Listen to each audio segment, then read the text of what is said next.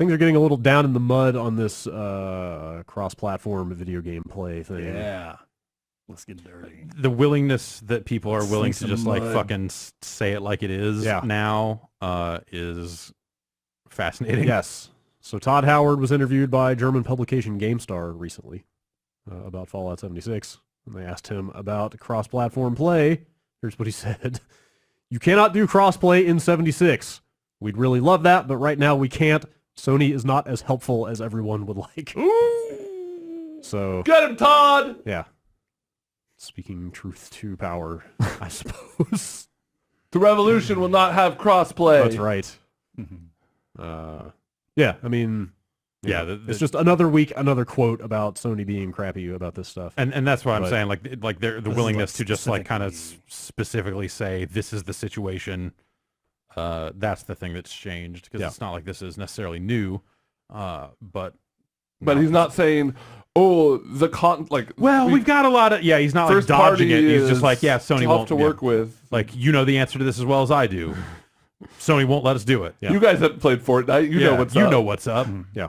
So Sean Layden actually did comment briefly on this around the same time. This was not directly in response to the Todd Howard thing, but this was an interview with Eurogamer, who asked him if they were hearing players or not on this stuff, and he said, we're hearing it. Cool. We're looking at a lot of the possibilities. You can imagine that the circumstances around that affect a lot more than just one game. I'm confident we'll get to a solution which will be understood and accepted by our gaming community while at the same time supporting our business. How does it... Looking into it. What is it? Understood. Yeah, that doesn't sound promising. Doesn't. Also, it sounds a little imperious. It's like, we're confident our solution will be understood and accepted. Right. It's like, you'll take it and like it. Yeah. Like, what solution is that? Right. Like, how could... This doesn't have to be complicated. So you start to think about, like, okay, well, what's the... How does Microsoft actually handle this for their games that are... for the games on that platform that have been cross-platform and all this other stuff? Like, what is Sony likely to be looking at right now when they figure out what's the least amount of stuff we can do to shut people up and, I guess, give them what they want, but without giving Microsoft too much or blah, blah, blah, or whatever. Microsoft still makes you pay for Xbox Live Gold if you want to play free-to-play games. Sony does not. And so I wonder if maybe the situation they end up reaching here, which I think would be relatively arbitrary given Sony's like actual like server end involvement in these games, which is very low. Maybe they say, yes, you can do it, but only if you're a PlayStation Plus member. Interesting. So right now, with just a PS4 and a free PSN account, you can play Fortnite online. That is my understanding. Okay. Because we got some people, we interviewed Phil Spencer at E3, and that was the one of the pieces of feedback I saw multiple times was like, I wish you would ask them about why people can't play free-to-play games on Xbox Live without a gold account. I guess that would be which I have not checked, but I take to mean that is still the case on that platform. I guess that would be a way to go. That would be a way to match what Microsoft is doing in a way. Though, I mean, honestly, Fortnite is the only one of these cases that is a free-to-play game, right? Yeah, Minecraft's not free-to-play. Yeah, Rocket League is not free-to-play. But it is, Fortnite is obviously the biggest one. So I wonder if that would be the way they go. Is like, hey, with the restriction or the allowance to play free-to-play games for free is removed if you in a cross-platform game or something weird like that. Yeah, I don't know.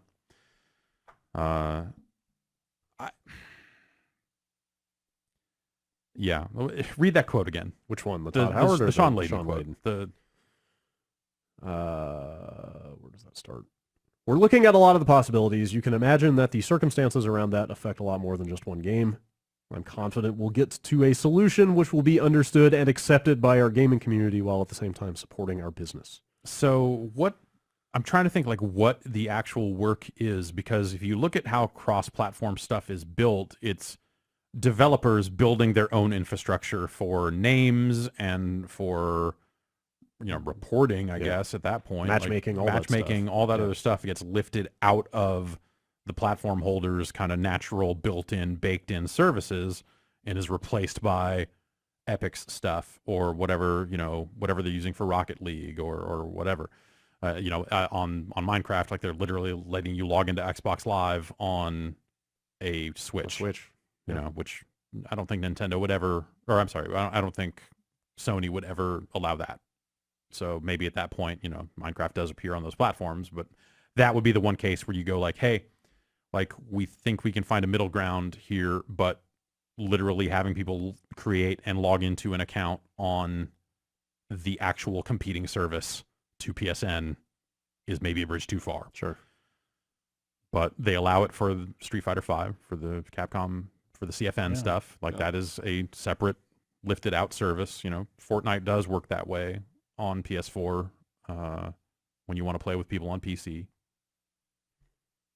Yeah, it's it doesn't seem like there's actually that much to really consider here because Epic has already done the work. Right. They accidentally turned it on there at that one point, proving that like this is done. It really is just a matter of like, are they going to allow it? Like, or what do they need to feel comfortable about it? Is it a reporting thing? Because that was the thing they were hiding behind last year with the Minecraft stuff. Was this notion of just like, oh well, we want to make sure that our users are safe, the kids, and like this stuff, as if like the other platform holders are just lawless, fucking wild, Wild West over there. Like that didn't hold a lot of water. I feel like that didn't sound genuine when they were using that a year ago. So yeah, I don't know. I think it's bizarre. And I'm curious to see what the solution ends up being. And how do they time it and roll it out? Is this just like a middle of the week announcement when they finally decide to do something? End of day Friday. 5 p.m. press release goes out. I don't know. Like this is a sort of thing that what percentage of players do you think actually really, really, really, really want cross-platform play? And I guess maybe it's part of it is they probably have to figure out where the line is drawn for other games. It's easy to look at Fortnite and Minecraft and say these games are gigantic. Like, of course, we want to remove the barriers to allow kids to play together. Yeah, because even if it's 2% of Fortnite players, right, that's a lot of players. That's a lot. But do they then open the floodgates for every single product and say like, oh, Ubisoft has Uplay, now that can all be integrated and all the Ubisoft stuff is cross-platform, and like you sign into your Origin account, like right, you get these big tentpole multiplayer games like Battlefield. Yeah, like, are they worried? Are they worried about setting a precedent here that other developers and companies like EA and Ubi can come in and go like, fucking finally, all right, cool, we're gonna integrate all our shit now too. Fuck off. Next thing you know, you're linking 6 or 8 different publisher accounts to your console. Which that already happens. 2K, that's true. Just for marketing and reason, they still have all that fucking give Warner, give us your email address, we'll give you a Mortal Kombat skin. Like that's been around forever. Yeah. So, is the other part of this then sales stuff? Like how do they handle situations, and this is something like that they kind of have to deal with Fortnite to a certain extent, of if I go buy something on Xbox, does that stuff come in on PlayStation? That's the stuff they probably really don't want, because then that's the 30, they're not getting that 30%, which I think is silly because they're still such a leading platform compared to the Xbox One that like I don't think they have much to worry about right now. But if they're looking long term to another console race where maybe that isn't the case, or hey, they can't guarantee that'll be the case in 5 years, then maybe they really don't want to open that door. So I bet a lot of it would be around purchases and how that stuff works. And I don't know that I have a good answer to that, other than just whoever's platform you buy it on gets the money. End of story. That's kind of how it is with a lot of streaming services and Netflix and all this other stuff. Like if you sign up for Netflix on an Apple device and pay them through that, then Apple, I think it maybe even runs through some services. Definitely do run through Apple's subscription services. Interesting. And then Apple is most definitely getting a cut. But if you go to Netflix directly and sign up, you can still use that account on a device. Right. So I feel like there's precedent there with a lot of that stuff that you would just look to and go like, well, maybe we don't get our cut of all of these sales, but I don't think there's a clean way to separate and segregate. No, yeah, I think they have to kind of just do away with that or something to make it work at all. Sure.